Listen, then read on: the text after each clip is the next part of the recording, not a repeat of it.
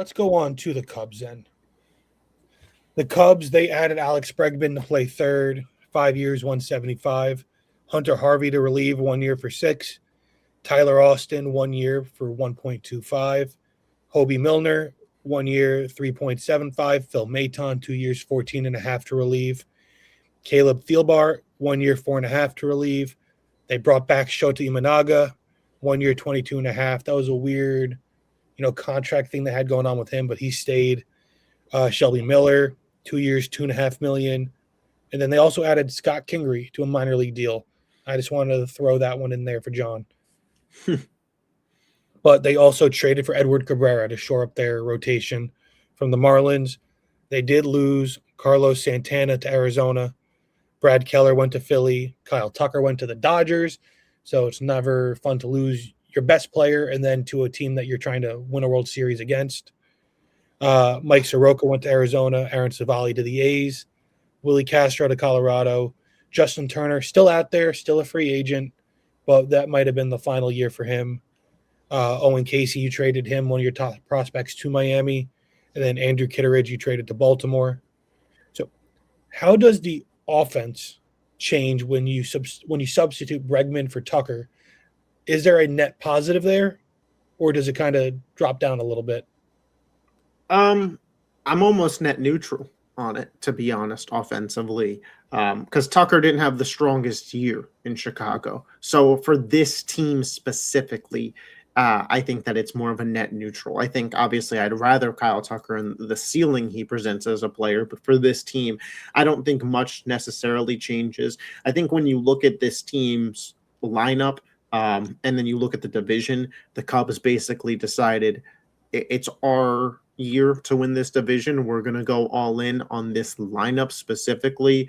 Right. Yeah, it's funny you bring that up because they do have Imanaga, Happ, Suzuki, Horner. They're all free agents at the end of this year. So this seems to be like, is this a 1 year window for them? I think it's certainly, let's see what happens in this 1 year before we decide our course of action going forward. But you look at this lineup, I mean, 1 through 8, you have to be pretty confident in, I would say, maybe 1 through 7, but Bregman, Bush, Horner, Swanson, Happ, PCA, Suzuki, those are 7 names up at the plate that I am very confident in. And you look at the starting pitching, Boyd, Tyone, Amanga, Cabrera, Horton, Steele, like that's 6 arms throughout the course of 162 that I trust to get me enough wins. I think the problem for the Cubs comes with my concern of their strength of top of starting pitching for a postseason series against higher end lineups. When you look at this team, they would have to be in shootout level games, high scoring level affairs against teams like the Mets and Dodgers, specifically when I look at those 2 lineups, even to an extent the Phillies and Braves, but really when you look at the Mets and Dodgers, that this team, they feel all in, which I think is fine, but they also feel like a team that should be all in on whatever the big name starting pitcher is that's available at the deadline. Right. Because this starting pitching, unless Cabrera or Imanga takes a massive leap, to me isn't good enough to win a World Series. Nope, but it's good enough to win the division. Ooh, maybe. No. I think it certainly has that potential. They're going all in on this year. I think if they don't play as well, we are going to see a step back in, next year and the year after from the Cubs as they reevaluate themselves. Yep. It's a very pivotal year because they do have a lot of key pieces. Like I said, you have, as a free agent, Imanaga, Ian Happ, Seiya Suzuki, Nico Horner, all very big-time contributors. Bregman, another year older. Tyone has had his health issues. You have guys on the rotation that aren't really that young that can hammer down the rotation. So it's really going to be about 2026. And if they can win it this year and show something great, if not, it's time to restructure. My question for you guys on the Cubs is, do you think last year was who PCA is when he was an MVP level player for half the year?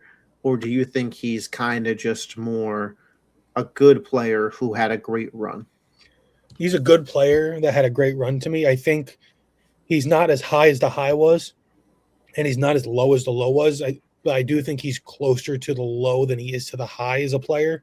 Because I don't think it was unfair to make this comparison last year of PCA and Corbin Carroll, but I feel like today everybody on this podcast would clearly take Carroll over him. I definitely would. I think PCA's speed is going to remain dangerous. I think his defense is top notch. I just don't know if the bat will play outside of a couple hot streaks here and there.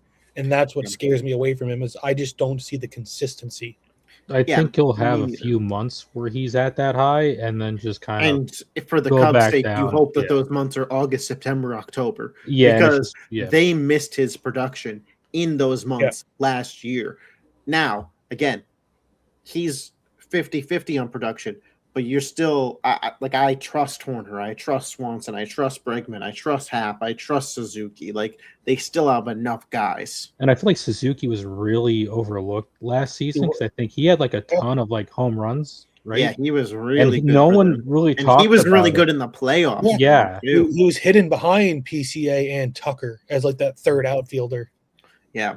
He had that home run versus the Brewers. I remember that shot was a really big homer at the time, I momentum wouldn't be wise. surprised if the Cubs, if they come to trade deadline and they are just like somehow out of it, if they start just moving those 1-year contracts off to get stuff. I think I don't know. I think they double down for guys. You on think they double expiring down deals. and just go for guys all on in? expiring deals? Or do you think they trade the expiring deals and try to get some return? No, on it No, I to think they get try to back bring in? in guys. Unless somebody in this division kind of surprisingly is running away with it, similar to what Milwaukee did last year, which I guess is possible, but I don't expect to be the case. I would imagine that they would double down You on just this double core. down.